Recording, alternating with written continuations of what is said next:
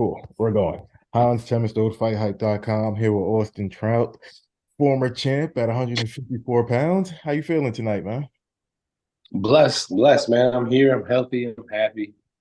All right. I'm cool, man. Triple H. That's what we love to hear, man. So, first off, gotta start off with the whole, bare knuckle thing, man.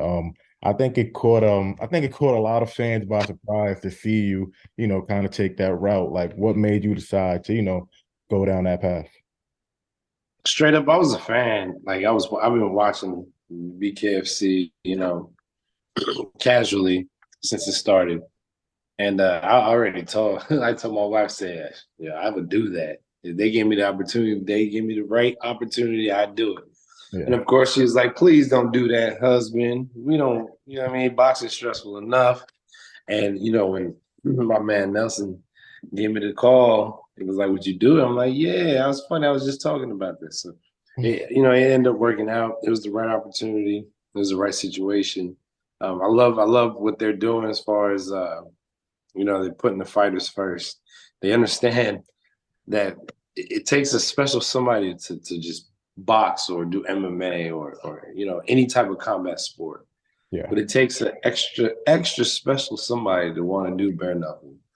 And so um, they definitely treat us, it's from top to bottom, whether the main event or the undercard, they treat everybody as if the whole card depends on them, and it does. Would love to know, man.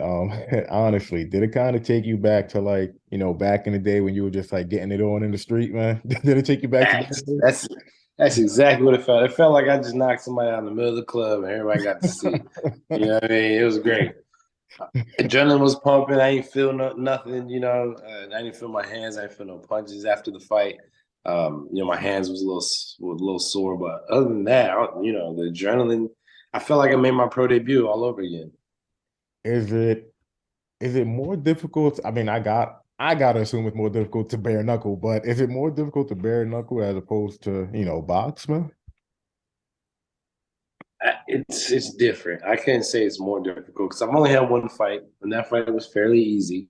You know what I Mm, mean? I whooped Diego Sanchez. I have to say his name, even talking shit. But I whooped Diego Sanchez's ass so easy yeah. that I can't even really tell you. Mm, I understand all fights ain't gonna be that easy, although I think I'll make it that easy, to be honest. yeah. But I have to understand that, be prepared for the hell that could be coming. Um, I will say this: there's not really much room for error. For sure. Not much room for error because if you mess up, and you catch a shot, and even if it wasn't the shot that knocks you out or knocks you down, you're more than likely going to get cut. Yeah. Would love to know. You said there's like no room for error and stuff like that. Like usually when you're boxing, you're a pretty slick guy. You try to roll with punches and things like that. When you're bare knuckle though, are you just like, I ain't trying to roll with no shots, man. I'm good. If it's going to stick, my last line of defense is try to roll with it. But nah, I don't want to get touched at all. So I'm playing that distance game. I'm either catching them out here or making them miss, completely. Because even if you roll with it, you still might get nicked. Yeah, for sure, man. Do you know the next time you plan on doing it again, or you're not too sure? I'm not too sure. I hope to get back in there, in the boxing ring or in the bare knuckle circle, before the summer's over. I'm looking at an August uh, realistic return. And again, it's either bare knuckle or boxing. I just want to fight. Gotcha, man. Now, talking about boxing, you are on a four-fight win streak. Last time you was in there was Five, but oh, five fight I'm shit. bugging. Five-fight win streak. I'm bugging. You're right. Five-fight win streak. Even before that five-fight win streak, you had one draw against Terrell Goucher, a guy that a lot of people look at as a guy that's like top 10 at 154 pounds. You know what I mean? So where do you kind of see your like boxing career kind of going? But yeah, I'm 37 years young. Mhm. To some they say that's old. I feel good. Who knows how long I'm gonna feel good? So right now I want to hit it because I feel like I got enough to win another world title. I think I got the skill set, the speed, the power. and now the experience Yeah. to win another world title. It's gotta happen soon though, because I don't feel like doing this shit too much longer. For sure, man. What also would love to know, man, like in terms of, because I mean, I know I've seen a bunch of boxers train and things like that, man. But is the bare knuckle training the same thing as the boxing training, or is it like different? So for the most part, it's the same thing. There is one, and I wouldn't call it a small element because it's a big element in that bare knuckle game. But there's the clinching aspect, the holding and hitting, or the dirty boxing as they call it. And so I was working with a lot of MMA guys, MMA coach Bob Perez here in Houston. He got me with Jacob Berry, um, a couple of other MMA guys that help work on just that kind of standing grappling, holding, hitting, hand manipulation, body manipulation, maneuvering, and things like that. There's a lot of little intricacies in there that I was like, okay, I gotta get a handle on this because if I catch somebody, what I thought Diego Sanchez was going to be all about that clinching and holding. He's a wrestler, Yeah. but I feel like because I engaged in the clinch early and punished him to the body early, he didn't want no more part of that clinch. So that, in my opinion, changed the whole game, his whole game plan. Because his whole game plan was rushing, rough me up, making an ugly fight. Yeah. Once he found out I was about that life, he stopped. He stopped. He was running. He was running. I was the aggressor. And he talking about his Vaseline that made him run. He was weird. And one more thing on the bare knuckle thing, man. When you actually like train and like you do like the sparring thing and stuff like that, Mhm. I assume the sparring is pretty much the same thing as Yeah. the boxing, same exact thing. Same thing. 16-ounce gloves, headgear. Mm. During the MMA sessions when I train with some of the MMA guys, we do put on MMA gloves, and it's light. It's not going all out, but we do touch with the MMA gloves to the face. I try not to get hit at all, even in practice. You plan on diving into MMA though?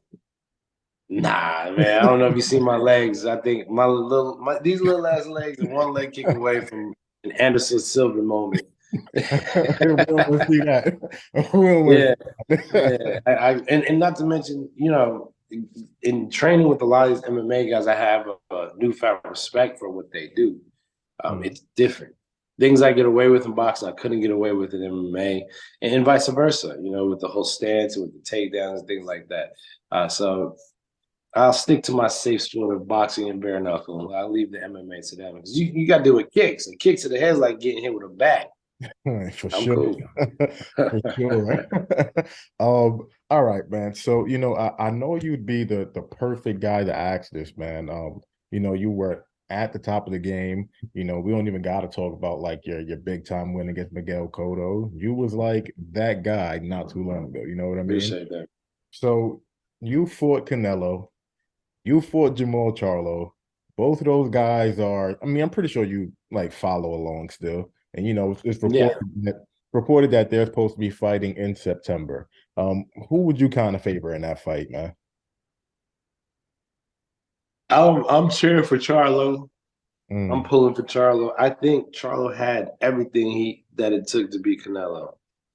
Did you say had or Especially, have? I mean, we ain't seen him in 2 years. Yeah, yeah. So that's the only reason why I have a question mark. If this was 2 years ago, I would have picked Charlo.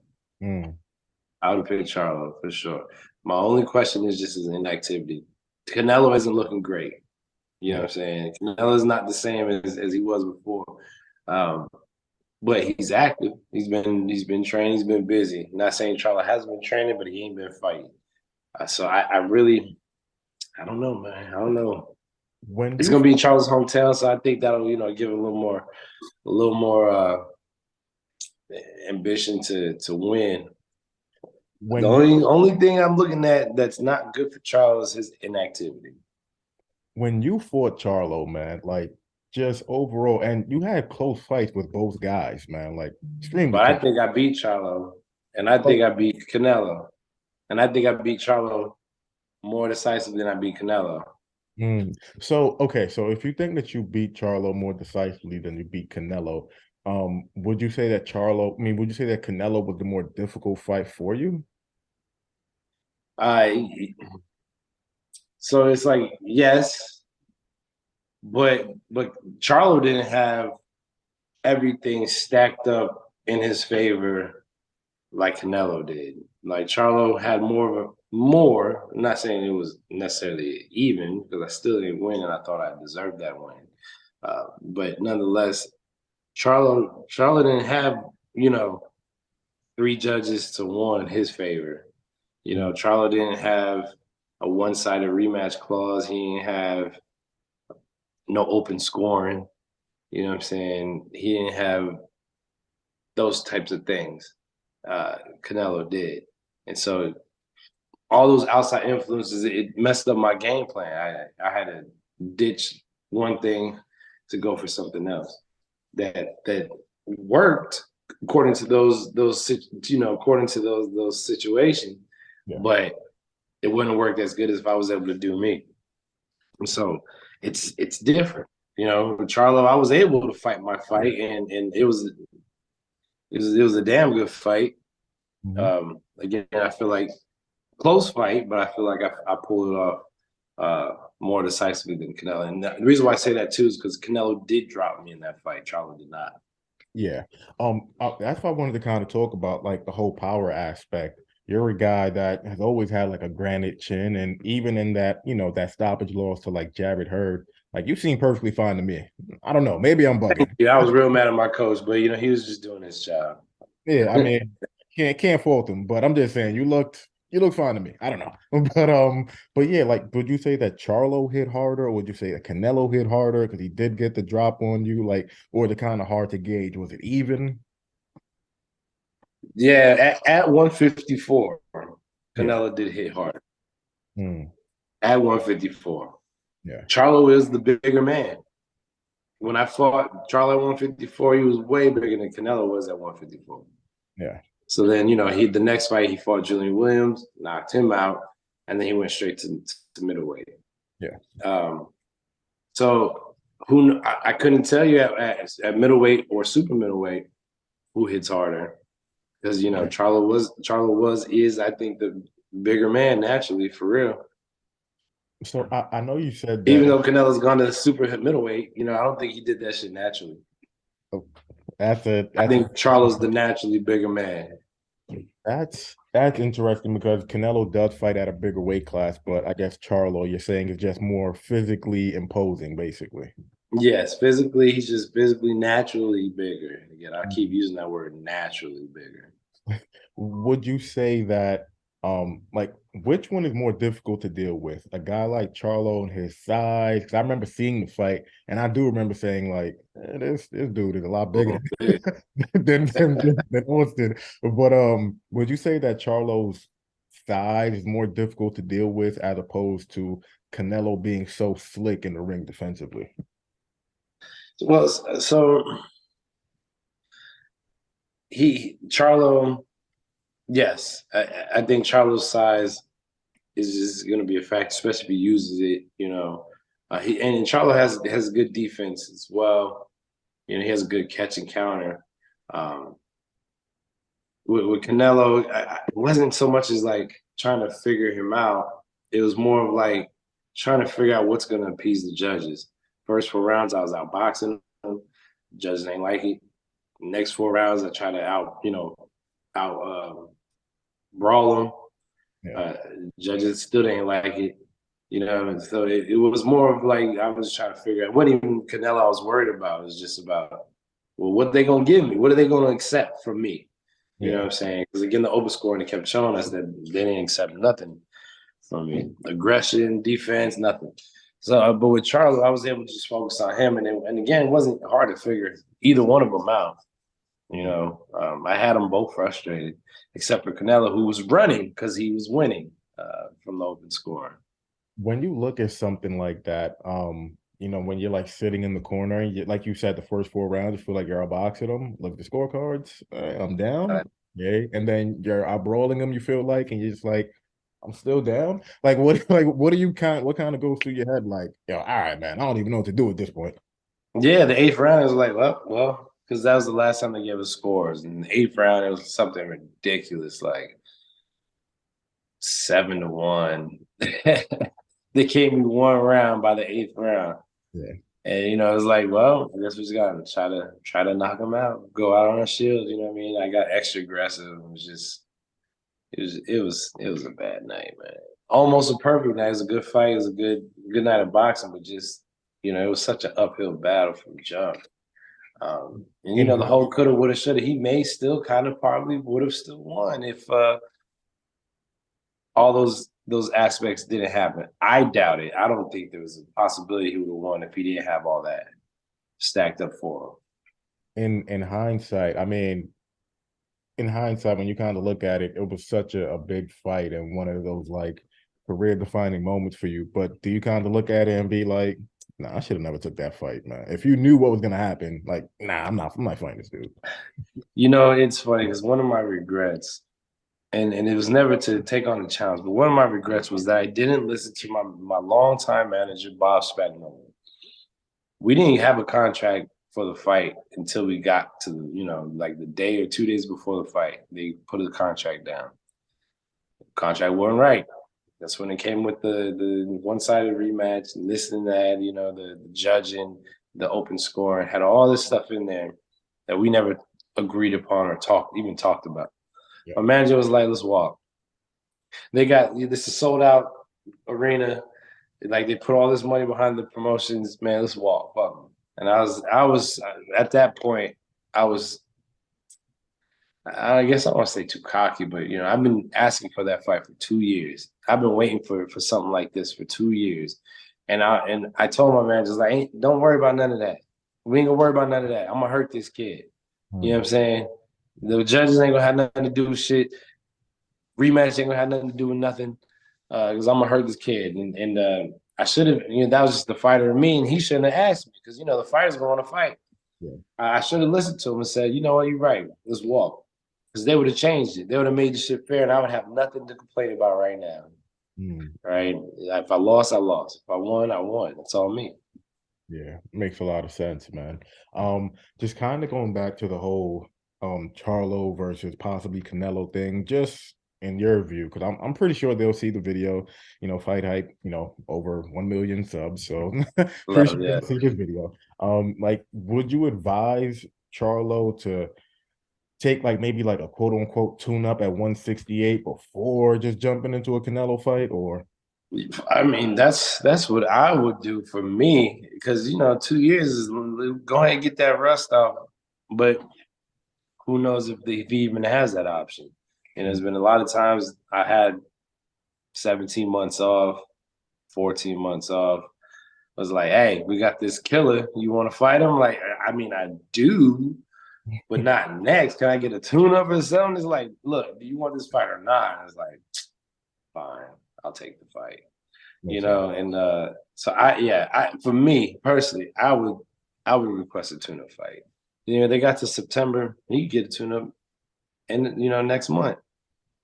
What do you if you kind of had to like break it down in terms of, because it seems like you're saying that like a lot of attributes and like a lot of pros are in Charlo's corner. It's just really the ring rust type thing. So what would you say that like Charlo does better than Canelo and things that Canelo does better than Charlo? Or do you think that shit just Charlo does pretty much everything better than Canelo, basically? No. It's not that, because Canelo is a great fighter and he's been doing some really good things.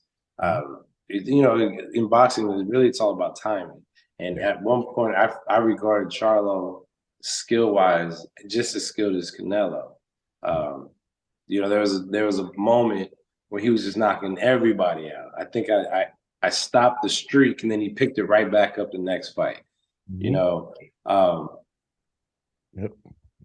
don't know Charlo personally or anything, but it seems like more so than just in the boxing ring, some stuff outside the boxing ring has been really affecting him. And again, this is just pure outside looking in type deal. I have no idea.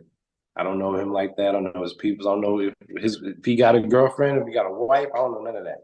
But this is something that seems like it's been weighing on him. It has nothing to do with boxing. So hopefully he gets that figured out before dealing with Canelo, because Canelo's, something that's a whole problem to deal with on its own. And to have some extra problems to deal with along with the Canelo, yes, that's a problem. I know it's going to be difficult because of the layoff, but if you had to pick a side, like gut feeling, who do you kind of think ends up winning that fight if it does happen in September, man?